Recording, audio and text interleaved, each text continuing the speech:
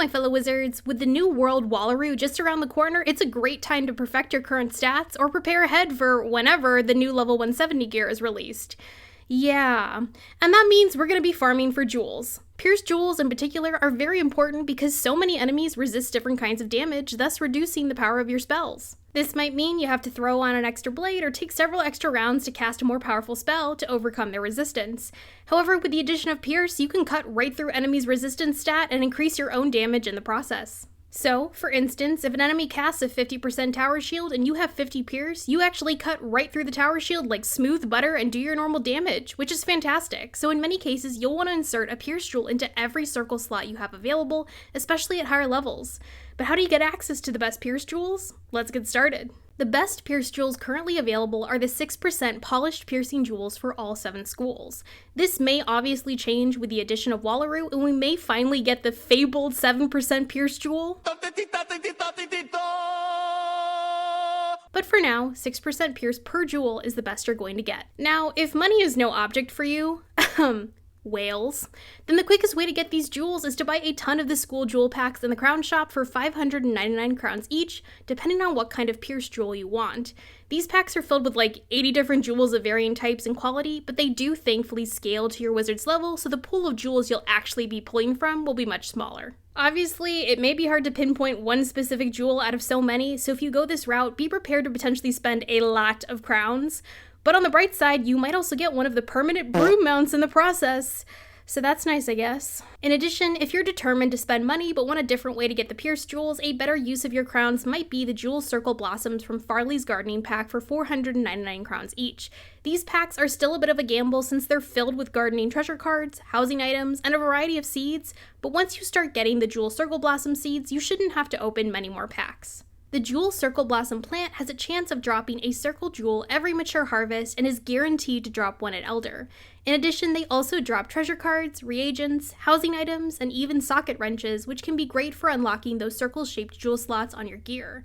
The plants also give you a new Jewel Circle Blossom seed at Elder and even the chance to get some of the other Jewel Blossom seeds, so you can continuously replant over time without needing any new seeds, which is great.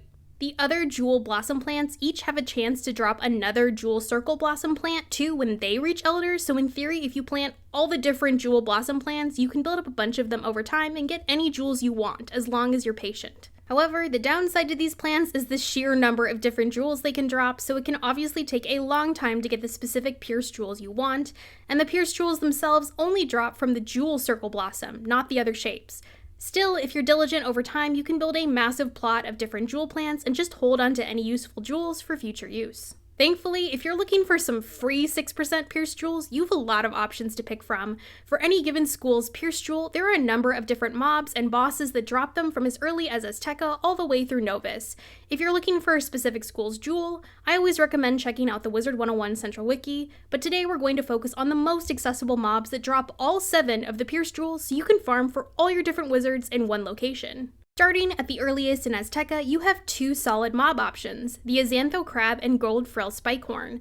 The Azantho Crab is a fire mob with 2,320 health, which can be found in Pitch Black Lake, and the Gold Frill Spikehorn is a myth mob with 2,335 health, which can be found in Tierra de Brea. Both appear to be about equal difficulty and don't drop much else of interest, so it's down to personal preference and whichever school your wizard has an easier time against. Moving on to Khrysalis, there are actually a bunch of farming options to pick from. The blue razors tend to be a popular option since they're right near a teleporter in the last wood. They're an ice mob with 2,910 health whose only minor irritation might be that they shield a lot and have set shields for fire and storm schools. Otherwise, another option in the last wood are the Night Flames located in Camp Havoc, which are a fire mob with 2,920 health and slightly less annoying spells to deal with. If you're a little bit further in Khrysalis, you could also try the Raptorial Sentry in Sardonyx, which is an ice mob with 3,880 health, but way less shield spells than the blue razors. There's also the white razors, which are a life mob on Crescent Beach with 2,450 health, or finally, the Yellow Jacket Shredders found in the Mooncliffs, which are a myth school with 2,920 health, but can earthquake you and remove your charms if you're not careful.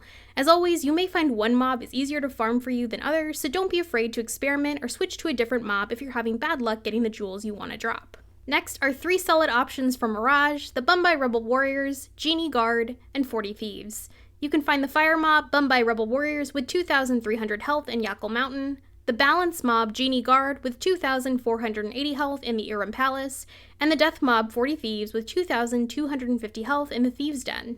Honestly, all these mobs are great options because all of them also drop useful seeds like couch potatoes and evil magma peas, and all of them also count toward the badge totals you need to buy some of the faction-themed carpet permanent mounts, which I actually covered not too long ago in another video. So take your pick and hopefully you'll end up with all the pierce jewels you need, along with some extra bonus stuff as well for your farming efforts. Finally, I want to cover some of the Novus bosses that drop some great pierce jewels because oftentimes you'll already be farming these guys anyway for their Eon gear. The two best options are Dasein Duelist and Rententen. Dasein Duelist is a fire and death dual school boss with 15,320 health found in the dueling space of the Nucleus Gallery. He drops the Eon and Masterpiece amulets and rings along with different pins and 6% pierce jewels for every school. The only downside is you have to fight 2 mobs before reaching him. Moving on, Rententen is a death boss with 14,595 health found in La Ville Rose. He can be a bit annoying to access at first because you have to do some fairly difficult side quests involving everyone's favorite chef to access him. What are you? An idiot sandwich. But once you reach him, he can drop the amazing Eon and Masterpiece boots along with all the 6% pierce jewels. Hopefully, while farming for your level 160 gear, you might also just get lucky and earn some 6% pierce jewels as well. Thankfully, both bosses should be easy to farm since their sigils are popular spots for team-ups, so you should have no shortage of other wizards to help you out. Finally are your crafting options for pierce jewels, which involve buying and crafting some higher level jewel recipes. If you travel to Gomeril and Caravan in Mirage or Ignis Ferric in the Arcanum, you can buy the level 95 through 115 school jewel recipes and use them at any jewel crafting station, which can be bought from Aubert Quickhammer in the shopping district of Wizard City. You don't need any high-level crafting badges since these jewels only require you to be a novice crafter, and thankfully all the reagents you'll need can be bought outright from vendors around the spiral. All the school jewel recipes can be crafted using the perfect school gems, turmeric, and certain treasure cards. Perfect school gems can be bought as early as Celestia and onward, and I find the quickest vendor to reach is Archytas in Celestia, where he's very close to the spiral door. You'll need 17 gems per craft. Turmeric can be bought from Guillermel and Caravan in Mirage, and you'll need 10 per craft.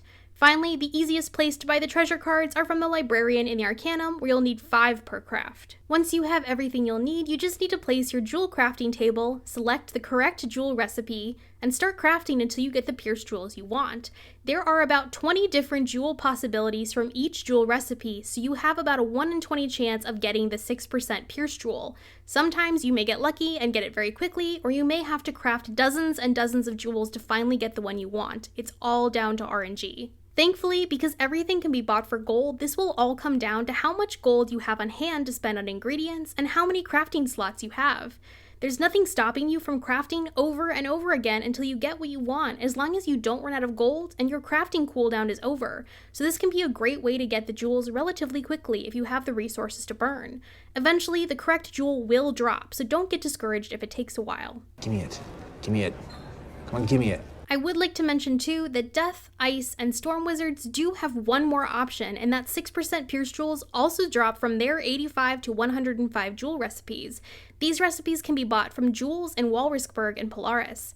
These also require perfect school gems and treasure cards, but the downside is the final ingredient, which is Draconium. Draconium is a rare reagent that cannot be bought from any vendors, and you need 10 for every jewel craft, so in pretty much every situation, you'll probably want to save them for something else and instead just use the higher level jewel recipes, but it is an option. Finally, and spoilers ahead for Wallaru content, it looks like we will be able to craft 6% pierce jewels directly from a gear vendor in the main hub of Hope Springs using a new reagent called Dream Water, which looks like it will drop from certain bosses including Mr. Montgomery and Freddie Kroaker.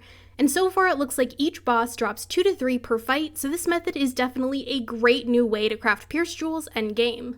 Hopefully, between all these different methods, you'll be able to get all the 6% pierce jewels your heart desires and be ready to pulverize any enemy that stands in your way. Alright my fellow wizards, that was my guide for the best ways to get 6% pierce jewels for every school. If you found this video helpful, please consider liking and subscribing, and as always, I hope to see you out there in the spiral, and happy questing!